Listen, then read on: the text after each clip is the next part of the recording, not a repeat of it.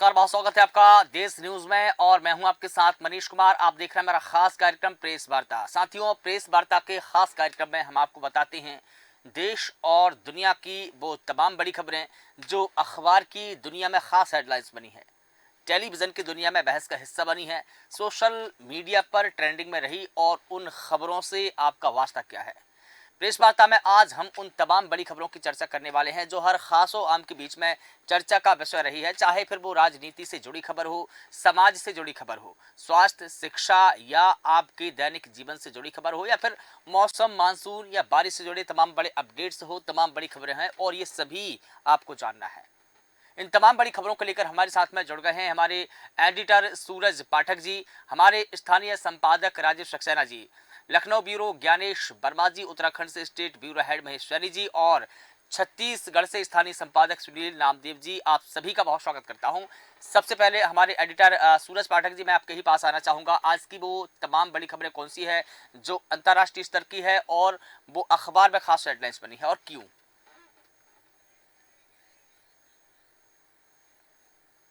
लगता है हमारे एडिटर सूरज पाठक जी से संपर्क नहीं बन पा रहा है। ज्ञानेश जी, मैं आपके पास में आता हूं सीधा उत्तर प्रदेश की बड़ी खबरों को लेकर के। आप ही बता दीजिए कि उत्तर प्रदेश की वो बड़ी खबरें कौन सी है जो अखबार में खास हेडलाइंस बनी है।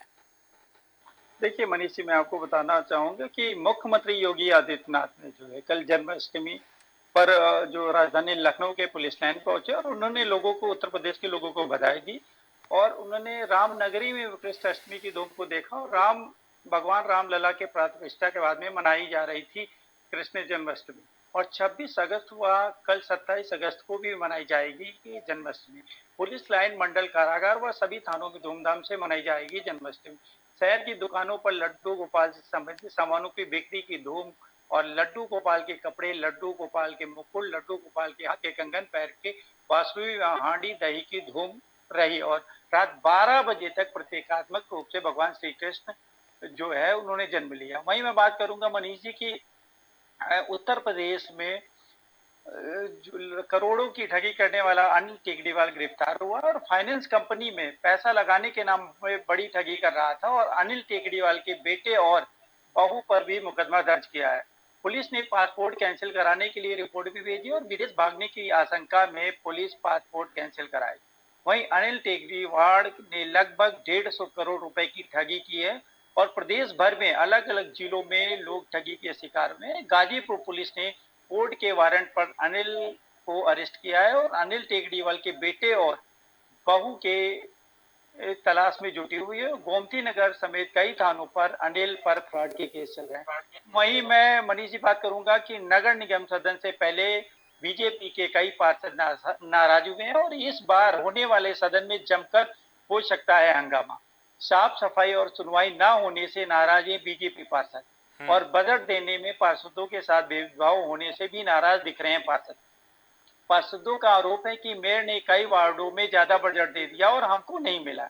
वहीं मैं बात करूंगा कि राजधानी रोजगार मेले आयोजित होंगे और 27 को मैनपुरी में होगा, वहीं 28 अगस्त को अलीगढ़ में रोजगार मेला लगाया जाएगा और 1 सितंबर को मिर्जापुर में रोजगार मेला लगेगा और 2 सितंबर को मुरादाबाद में रोजगार मेला लगाया जाएगा। रोजगार मेले में 30,000 लोगों को नौकरी मिलने की आशंका जताई जा रही है। मैं बता दूं कि लखनऊ में अखिलेश यादव ने राधा मंदिर दर्शन करने पहुंचे थे कल राजधानी लखनऊ में और बिजनौर रोड पर जो है ये राधा मंदिर अखिलेश यादव पहुंचे। काफी संख्या में उनके कार्यकर्ता भी मौजूद थे। वहीं बात करूंगा कि राजधानी लखनऊ से एक 70 किलोमीटर की दूरी पर सीतापुर की, जहां बिसवा में फटी शारदा सहायक नहर और कई गांव नहर के पानी में समा गए और सड़क पर पहुंचा ग्रामीणों का जत्था। मौके पर भारी पुलिस बल तैनात रहा और राहत बचाव के लोग वहां पहुंचे। अब तक बिसवा सदरपुर मार्ग पर ग्राम रूसड़ का पूरा मामला बताया जा रहा है। वहीं बता दूं कि आगरा को लेकर सीएम योगी आदित्यनाथ ने बयान दिया है कि जन्माष्टमी की सभी को बधाई और सीएम औरंगजेब दुष्ट ठीक प्रवृत्ति है। का चालबाज था। हम्म। सीएम का योगी जसवंत सिंह को धोखा देकर उनकी हत्या की गई, ये सीएम योगी आदित्यनाथ ने कहा। और सीएम ने कहा दुर्गा दास राठौर भारत माँ के सपूत हैं और दुर्गा दास की लड़ाई राष्ट्र के लिए थी। दुर्गा दास जैसे लोगों के रहते आक्रांता कुछ नहीं कर सकता। हम्म। सीएम प्रधानमंत्री मोदी ने विकसित भारत का संकल्प लिया है और आगरा ब्रजभूमि का महत्वपूर्ण स्थल है। ठीक है। इसलिए योगी आदित्यनाथ ने कहा यहाँ राधा कृष्ण कड़कड़ में बसते हैं। मनीष। ठीक ठीक है। अब सीधा हम अंतर्राष्ट्रीय खबरों की ओर ध्यान आकर्षित करना चाहेंगे आपका। सूरज पाठक जी हमारे साथ में जुड़ गए हैं, हमारे एडिटर। सर, आपका बहुत स्वागत करता हूं। आपसे मैं जानना चाहूंगा कि वो अंतर्राष्ट्रीय स्तर की बड़ी खबरें कौन सी है जो अखबार में खास हेडलाइंस बनी है, क्यों बनी है? देखिए मनीष, जिस तरह से बात कही हुई अंतर्राष्ट्रीय खबरों की, तो मैं यहाँ बताना चाहूंगा कि सबसे बड़ी खबर हमारे पड़ोसी देश पाकिस्तान से है, जहाँ एक ही दिन में 3 वारदातें हुई हैं और 14 सैनिकों सहित 58 लोगों की मौत हुई है वहाँ पर। बलूचिस्तान में क्योंकि गाड़ियां रोकी गई हैं, आईडी देखी गई है, 23 पाकिस्तानी पंजाबियों को गोली मारी गई है। पाकिस्तान का बलूचिस्तान प्रांत आतंक की 3 अलग अलग वारदातों से फैल गया है और अफगानिस्तान की सीमा से सटे बलूचिस्तान में 58 लोगों की मौत हो गई है। पहली वारदात बलूचिस्तान के मूसा जिले में हुई है, जहां पाकिस्तान के पंजाब प्रांत के 23 लोगों की गोली मारकर हत्या कर दी गई है। और मैं बता दूं कि नेशनल हाईवे को सुबह जो है 40 बंदूकधारियों ने जाम कर दिया था। बसों, ट्रकों और वैन को रोककर बंदूकधारियों ने लोगों की आईडी देखी, उनको गाड़ियों से उतारा। इस कारण पंजाब प्रांत के 23 लोगों को गोली मार दी है। दूसरी घटना बलूचिस्तान के तालात में हुई है, जहाँ 14 सैनिकों को मारा गया है। और बलूचिस्तान के लिबरेशन पार्टी जो है, लिबरेशन आर्मी कही जाती है, BLA, ये इसमें दोनों वारदातों की जिम्मेदारी ली है। इस बीच देर रात पाकिस्तान आर्मी ने बयान जारी करके बताया कि बलूचिस्तान में जवाबी कार्रवाई में 21 आतंकवादियों को भी ढेर किया गया है। यहाँ एक घटना और है कि ग्वादर के थाने पर BLA का हमला किया है।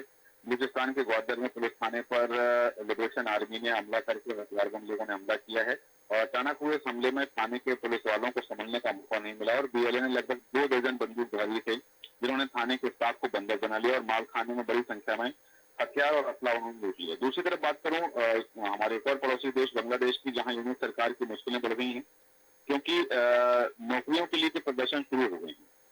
बांग्लादेश में 9 अगस्त को मोहम्मद यूनुस की नेतृत्व की जो अंतरिम सरकार का गठन हुआ था, वहीं नई सरकार को एक समय भी नहीं हुआ है और उसके खिलाफ विरोध प्रदर्शन शुरू हो गए हैं क्योंकि स्थायी नौकरी की मांग कर रहे होमगार्ड जो अंसार ग्रुप के लोग हैं और उन छात्रों को एक बीच में झड़प हो गई थी और इसमें 50 लोग घायल हुए। इसके बाद अंतरिम सरकार ने दमन नीति अपनाते हुए जो कार्यक्रम शुरू किया है, जो कार्रवाई शुरू की, तो 390 अंसार गार्ड को जेल भेज दिया गया। 4000 की पलटन जो है पुलिस स्टेशन में तलब की गई है।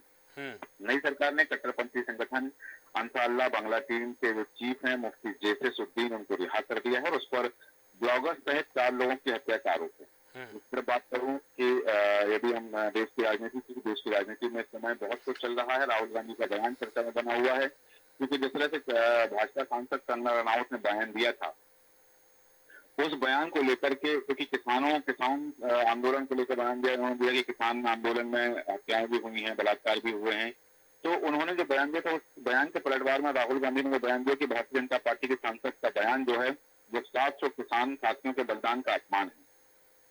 कंगना रनौत के किसान आंदोलन पर दिए गए बयान पर नेता प्रतिपक्ष राहुल गांधी ने बड़े विरोध जताया है। उन्होंने कहा कि 378 दिन के लिए संघर्ष में 700 साथियों का बलिदान देने वाले किसानों को भारतीय जनता पार्टी के सांसद द्वारा बलात्कारी और विदेशी ताकतों का नुमाइंदा कहना भारतीय जनता पार्टी किसान विरोधी नीति और नीयत का सबूत बताता है। उन्होंने कहा कि यह शर्मनाक है, जिसे स्वीकार नहीं किया जा सकता है। तो कंगना रनौत के बयान का जो पलटवार किया गया है, पलटवार को देखते हुए अब क्योंकि राहुल गांधी ने खुलकर विरोध किया है तो अब सियासत गर्मा गई है। दूसरी तरफ जम्मू कश्मीर के चुनावों की बात करूं, जम्मू कश्मीर के चुनावों में भारतीय जनता पार्टी ने कल पहले सूची जारी की जिसमें 44 नाम थे, फिर उस सूची को बदल करके वो सूची वापस ले ली और उसके बाद में 16 नाम तय किए, 16 नामों की दूसरी सूची जारी की है और यहाँ 5 घंटे में जो 3 सूची जारी की है उसमें एक वापस ले लिया और 90 सदस्यीय विधानसभा के लिए 44 नामों की पहली सूची आई थी, जिसमें तीनों चरणों के प्रत्याशी थे और सूची आती है भारतीय जनता पार्टी में असंतोष दिखने लगा। नाराज कार्यकर्ताओं ने पार्टी कार्यालय में प्रदर्शन किया। इसके बाद भारतीय जनता पार्टी ने सूची वापस ले ली और लगभग 2 घंटे के बाद 15 नामों की सूची जारी की। कुछ देर बाद एक और सूची जारी की जिसमें सिर्फ एक नाम था। सभी 16 नाम 18 सितंबर को होने वाले पहले चरण के चुनाव के लिए और इसमें से 10 प्रत्याशी मुस्लिम समुदाय के। भारतीय जनता पार्टी ने जिस तरह से सूची जारी की वापस की है, उसको लेकर तो सियासत गरमाई हुई थी।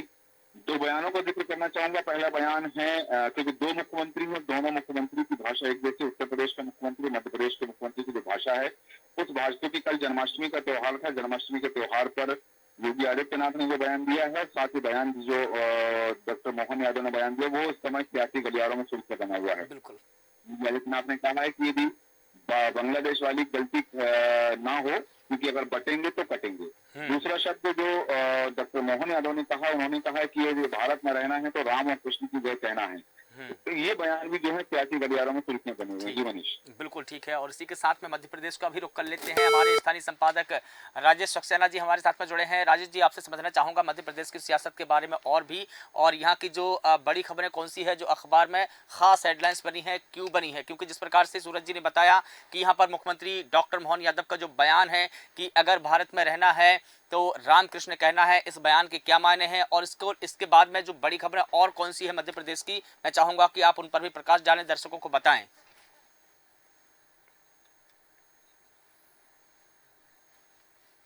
जी बिल्कुल बिल्कुल ठीक है। देखिए लगता है कि राजेश जी से हमारा संपर्क नहीं बन पा रहा है।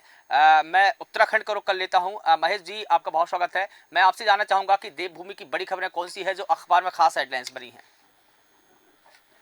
मनीष जी, मैं आपको लिए बता दूं कि एक महिलाओं के लिए, उत्तराखंड की महिलाओं के लिए एक सुनहरा अवसर टाटा ग्रुप ने दिया है। टाटा ग्रुप का ये कहना है कि वो 4000 महिलाओं को यहाँ पर नौकरी देंगे।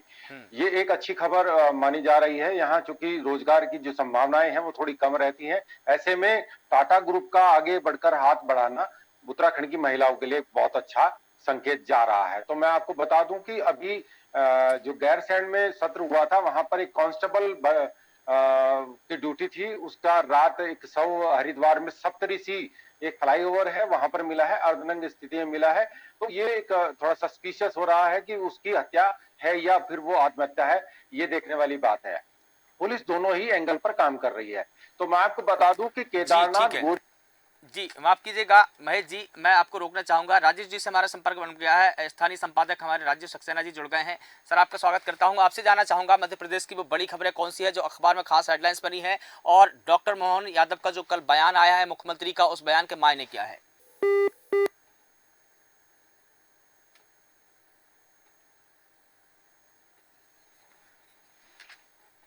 लगता है राजेश जी से हमारा संपर्क नहीं बन पा रहा है। हम दोबारा जोड़ने की कोशिश करेंगे।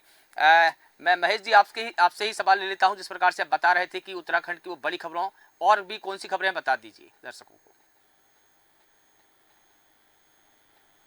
महेश जी। जी जी जी मनीष जी, सवाल मुझसे है। हाँ हाँ, आप ही से है।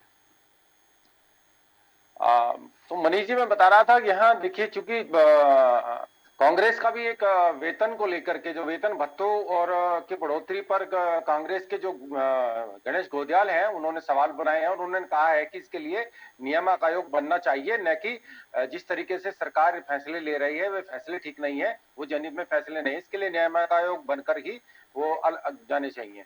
तो साथियों, बता दूं, केदारनाथ गौरीकुंड का जो रास्ता 31 जुलाई को बंद हो गया था, वो कल खोल दिया गया है। अब जो खच्चरों से राशन जा रहा है और पैदल की आवाजाही स्टार्ट हो गई है।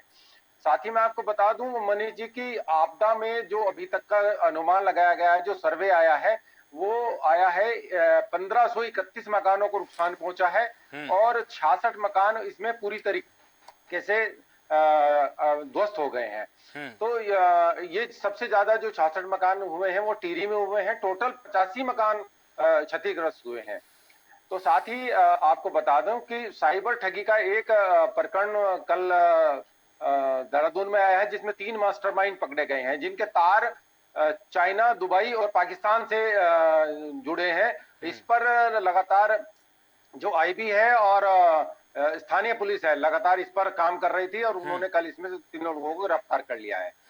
आपको एक बात बता दूं, यहाँ पर एक मनीष जी, फिजियोथेरेपिस्ट, उसका एक शव मिला है कमरे में और वो उत्तर प्रदेश की रहने वाली बताई जा रही है। अभी मौत का कारण नहीं पता है। आत्महत्या उन्होंने की है। आत्महत्या कोई सुसाइड नोट भी उनके कमरे पर नहीं मिला है। उत्तराखंड की राजधानी अस्थायी और अस्थायी को लेकर के, यानी कि गैरसैंण को अस्थायी राजधानी बनाने के मुद्दे पर पूर्व मुख्यमंत्री हरीश रावत और पूर्व मुख्यमंत्री विजय बहुगुणा और कैबिनेट मंत्री सुबोध उनियाल के बीच जो शीत युद्ध चल रहा है वो लगातार तीखे शब्दों में यानी कि अमर्यादित भाषा में भी वो इस्तेमाल हो गया है। उस पर लगातार शीत युद्ध चल रहा है। इधर कांग्रेस का कहना है कि वहां स्थायी राजधानी बननी चाहिए, तो उन्होंने कहा कि जब वो सरकार में थे तो तब क्या उनके मुंह में दही जमी हुई थी या उनके किसी ने हाथ रोक दिए थे। ऐसी भाषाओं का इस्तेमाल कर आरोप प्रत्यारोप चल रहा है। तो दूसरा मैं आपको बता दूं कि पुरोला जो विधायक हैं उनके साथ में हॉस्टल में मिलने कुछ नवयुवक आए और उनके साथ में वहां कहा सुनी उसको लेकर के पुलिस ने इंटरफेरेंस किया है। तो आपको एक जानकारी और दे दूं, उत्तराखंड राज्य कोऑपरेटिव बैंक भर्ती का जो परिणाम घोषित हुआ है उसमें 69 खाली पदों पर 3 माह में परीक्षा भी करा ली जाएगी और जो अभी लगातार खाली चल रहे पद थे उनको अब भर दिया जा रहा है। आपको बता दें कि बद्रीनाथ हाईवे चौथे दिन भी लगभग बंद रहा है। 40 मीटर हिस्से में ये मलबा फैला है। सैलाकोट की सड़क पर जा रहे यात्रियों को अब थोड़ा सा पैदल मार्ग तो वहां चल सकते हैं, लेकिन अभी 4 व्हीलर चलने में अभी लगभग मान के चल रहे हैं कि 1 दिन का लगभग समय और लगेगा। बिल्कुल तो ठीक है। चमोली की विश्व धरोहर फूलों की घाटी में अभी तक की जो संख्या है वो 14,000 जो क्रॉस हो गई है। 2005 विदेशी पर्यटकों इसमें शामिल हैं। ये नंदा देवी राष्ट्रीय प्रशासन की ओर से जो आंकड़ा अभी जारी किया गया, इसमें 28,33,750 रुपए इन्होंने यहाँ पर राजस्व इससे मिला है। तो ये काफी अच्छी यहाँ के लिए पहल मानी जा रही है और चमोली के लिए ये जो विश्व धरोहर है फूलों की घाटी कही जाती है। ठीक है महेश जी, इस बार उत्साहजनक लोगों को जी बिल्कुल ठीक है। चलिए मध्य प्रदेश का रुख कर लेते हैं। हमारे स्थानीय संपादक राजेश सक्सेना जी जुड़े हैं। राजेश जी, क्या मेरी आवाज सुन पा रहे हैं आप? जी जी बिल्कुल। देखिए, मध्य प्रदेश की वो बड़ी खबरें कौन सी है जो अखबार में खास हेडलाइंस बनी है और मुख्यमंत्री के बयान के मायने क्या है, दर्शकों को बता दीजिए। देखिए मनीष, मध्य प्रदेश सरकार, डॉक्टर मोहन यादव सरकार लगातार मध्य प्रदेश में निवेश को लेकर प्रयासरत है और कल ग्वालियर में एक बड़ी जो रीजनल इंडस्ट्री कॉन्क्लेव है उसकी शुरुआत होने वाली है। ग्वालियर में बुधवार से निवेशकों का मेला लगेगा। खास बात यह है कि उद्योगपतियों की उज्जैन और जबलपुर से ज्यादा दिलचस्पी इसी कॉन्क्लेव से है, क्योंकि इसके पहले जिस तरह से जो पहला रीजनल कॉन्क्लेव जबलपुर में उज्जैन में आयोजित किया गया और उसके बाद जबलपुर में, लेकिन ये माना जा रहा है कि ग्वालियर में जो कॉन्क्लेव है उसमें जो उद्योगपति हैं उनका जो निवेशक है उनका रुझान ज्यादा है। ये रीजनल इंडस्ट्री कॉन्क्लेव दोनों से बड़ा होने वाला है, क्योंकि 7 बड़े road corridor Gwalior Chambal region से होकर या इसके पास से गुजरते हैं। देश के बाकी हिस्सों से बेहतर कनेक्टिविटी ग्वालियर के, वही सरकार का फोकस रोजगार पर भी है। सीएम डॉक्टर मोहन यादव के सामने कुल 24 प्रस्ताव पेश किए जाएंगे, जिनमें 28,788 रोजगार देने का रोड मैप होगा। एमपीआईडीसी चंद्रमौली शुक्ला की अगर माने तो उनका कहना है वर्दी औद्योगिक इकाइयों का भूमि पूजन करते हुए निवेशकों को भूमि आवंटन आदेश भी देंगे। जिस तरह से उज्जैन और जबलपुर में हुआ, ठीक वैसे ही ग्वालियर में होगा, लेकिन ग्वालियर में सरकार को संभावनाएं ज्यादा है निवेश को लेकर। एक बयान जिस तरह से उत्तर प्रदेश मुख्यमंत्री योगी आदित्यनाथ का जो बयान था, बांग्लादेश वाली गलती ना हो, बटेंगे तो कटेंगे, योगी ने जिस तरह से बयान, ठीक इसी तरह का बयान मध्य प्रदेश के मुख्यमंत्री डॉक्टर मोहन यादव का आया है। मुख्यमंत्री डॉक्टर मोहन यादव ने उदाहरण देते हुए कहा कि रहीम और रसखान यहाँ की मिट्टी से खुद को जोड़कर गए थे, इसलिए आज हम उन्हें सदियों तक याद करते हैं। उन लोगों से सावधान जो खाते यहाँ का है और गाते कहीं और का है। यही नहीं चलेगा, ये नहीं चलेगा। अगर भारत में रहना है तो रामकृष्ण की जय कहना। तो ठीक इसी तरह का जो बयान है वो सीएम डॉक्टर मोहन यादव का आया है। और अगर उनकी हम कार्यशैली की बात करें, उनके हम वर्किंग पैटर्न की बात करें, तो जिस तरह से यूपी के जो सीएम है योगी आदित्यनाथ है, कुछ उसी अंदाज में सीएम डॉक्टर मोहन यादव नजर आ रहे हैं। अगर योगी को बुलडोजर वाले बाबा कहा जाता है, तो कुछ इसी तरह की कार्रवाई सीएम डॉक्टर मोहन यादव की तरफ से भी देखने को मिल रही है। छतरपुर का जो मामला है वो इसी तरह का था और यही कारण है कि बहुत कुछ अंदाज उनका यूपी के सीएम से मिलता हुआ नजर आ रहा है और इसकी चर्चा एमपी में भी है। अब करेंगे जो सुर्खियों में खबर है छतरपुर की। छतरपुर में जिस तरह से जो मामला हुआ था और सिटी हाउस वाली पर उपद्रवियों ने पत्थरबाजी की थी और उसमें तमाम लोगों पर मामला दर्ज किया गया था और कई लोग उसमें गिरफ्तार किए गए हैं। जो मुख्य आरोपी है जो अभी फरार है हाजी शहजाद अली, उसको लेकर वहां के पुलिस अधीक्षक ने किया है 10,000 रुपए का इसके ऊपर इनाम घोषित किया गया है। वहीं इस पथराव में शामिल 6 आरोपियों पर जिला बदर की कार्रवाई की गई है। तो इस तरह से लगातार जो पूरा घटनाक्रम हुआ, जिस तरह का पूरा मामला हुआ, उसको लेकर जो पुलिस का शिकंजा है वो आरोपियों पर कसता हुआ जा रहा है। एक खबर जिस तरह से मौसम से जुड़ी खबर है, लगातार मध्य प्रदेश में जिस तरह से बारिश का दौर रहा, अब ये माना जा रहा है मौसम केंद्र की तरफ से कि मध्य प्रदेश में 3 दिन से एक्टिव बारिश का स्ट्रॉन्ग सिस्टम अब थोड़ा कमजोर पड़ गया है। यही है कि अगले 2 दिन कहीं भी तेज बारिश का अलर्ट नहीं है। मंगलवार सुबह यानी कि आज की हम बात करें तो भोपाल सहित कुछ जिलों में आज धूप थी लगातार बारिश के बाद और अब ये माना जा रहा है कि 29 और 30 अगस्त से फिर एक स्ट्रॉन्ग सिस्टम बनेगा। ऐसे में सितंबर की तेज बारिश से होगी। इस बार जून, जुलाई और अगस्त में मानसून सीजन के कोटे से ज्यादा पानी गिर चुका है। अब तक सीजन की 88% यानी 33 इंच बारिश हो चुकी है। मौसम केंद्र के अनुसार मानसून सिर्फ deep low pressure area, cyclonic circulation और वेस्टर्न डिस्टर्बेंस की वजह से पूरे प्रदेश में भारी बारिश का दौर रहा। सोमवार को भी कई जिलों में तेज बारिश हुई, लेकिन मंगलवार को मानसून एक्टिविटी घट जाएगी। 27 अगस्त को प्रदेश में कई जिलों में धूप निकली रहेगी, लेकिन 2 दिन बाद फिर एक स्टॉर्म सिस्टम बनेगा जिससे पूरे मध्य प्रदेश में बारिश होगी। बिल्कुल ठीक है, चलिए सीधा छत्तीसगढ़ का रुख कर लेते हैं, जहां पर स्थानीय संपादक सुनील नामदेव जी हमारे साथ में जुड़े हैं। सुनील जी, छत्तीसगढ़ की बड़ी खबरें दर्शकों को बता दीजिए, कौन सी बड़ी खबरें हैं जो अखबारों में खास हेडलाइंस बनी और क्यों? मनीष, आज छत्तीसगढ़ में ही नहीं देश की बड़ी खबर छत्तीसगढ़ से है, क्योंकि महादेव ऐप घोटाला जो हुआ था वो अंतरराष्ट्रीय घोटाला है। दुबई से ये संचालित होता है, जिसकी जड़ें जमी हुई है छत्तीसगढ़ के भिलाई में। और छत्तीसगढ़ के जो पूर्व मुख्यमंत्री थे भूपेश बघेल, वो इसको संरक्षण प्रदान कर रहे थे और आधा दर्जन से ज्यादा राज्य के आईपीएस अधिकारी जो आज आईजी, एडीजी और डीआईजी ऐसे रैंक पे हैं, ये इसका संचालन कर रहे थे।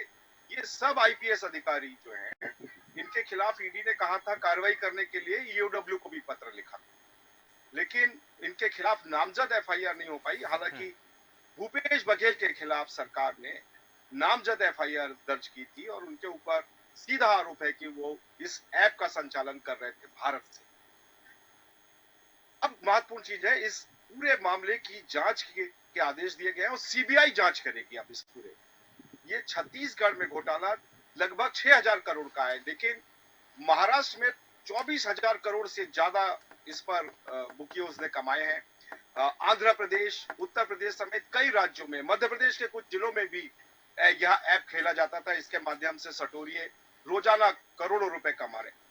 खास बात यह है कि इस पूरे ऐप के जरिए मनी लॉन्ड्रिंग भी हुई और दुबई के रास्ते कतर और भी अन्य अरब देशों में पैसा भेजा गया। आज भी यहाँ पर करोड़ों रुपए बेनामी बैंकों में और बाजार में इस सट्टे का संचालित है। फिलहाल इसमें 400 लोग गिरफ्तार किए गए थे लगभग, जो पुरानी सरकार ने जुआ और सट्टा एक्ट में उनको गिरफ्तार किया था और उनको रिहा भी कर दिया था ताकि इसका भंडाफोड़ ना हो। लेकिन जब ईडी घुसी इस मामले में, तो ईडी ने इसकी गंभीरता बताई कि ये कितना बड़ा अंतरराष्ट्रीय स्तर पर घोटाला अंजाम दिया जा रहा था। आखिरकार जीरो टॉलरेंस नीति का पालन करते हुए छत्तीसगढ़ सरकार ने, खासतौर पर भ्रष्टाचार को लेकर सरकार की नीति है जीरो टॉलरेंस। इसके तहत सीबीआई जांच के निर्देश दिए गए और नोटिफिकेशन भी हो गया। अब इस पूरे मामले की जांच सीबीआई करेगी। दूसरी बड़ी खबर मनीष, ये बारिश के मौसम में छत्तीसगढ़ में स्वाइन फ्लू का भी खतरा मंडराना है। अभी तक 15 लोगों की मौत हो चुकी है, 23 एक्टिव केस हैं। अभी ताजा जो घटना हुई है वो अंबिकापुर, जो बिलासपुर से डिवीजन से सटा हुआ डिवीजन है, यहाँ पर हुआ है। ज्यादातर इसका असर इन्हीं इलाकों में देखा जा रहा है। अलर्ट मोड पर है सरकार और तेजी से त्वरित कार्रवाई की जा रही है। बिल्कुल। बारिश का अलर्ट भी जारी हुआ है।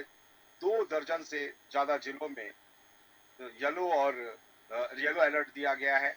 इसके अलावा अभी 30 त्योहारों का मौका चल रहा है, जन्माष्टमी की धूम है प्रदेश में। इससे जुड़ी तमाम खबरें मीडिया और प्रेस में बिल्कुल सुर्खियों में बनी। बिल्कुल ठीक है, बिल्कुल जी। ठीक है। आप सभी का बहुत शुक्रिया इस पूरे प्रेस वार्ता में खास खबरें बताने के लिए। दर्शकों को तो बता दें, दर्शकों को आज हमने प्रेस वार्ता के खास कार्यक्रम में आपको देश और दुनिया की तमाम बड़ी खबरों से रूबरू कराया है। कल इसी वक्त फिर होगी मुलाकात, तब तक आप लगातार बने रहिए देश न्यूज़ के साथ। नमस्कार।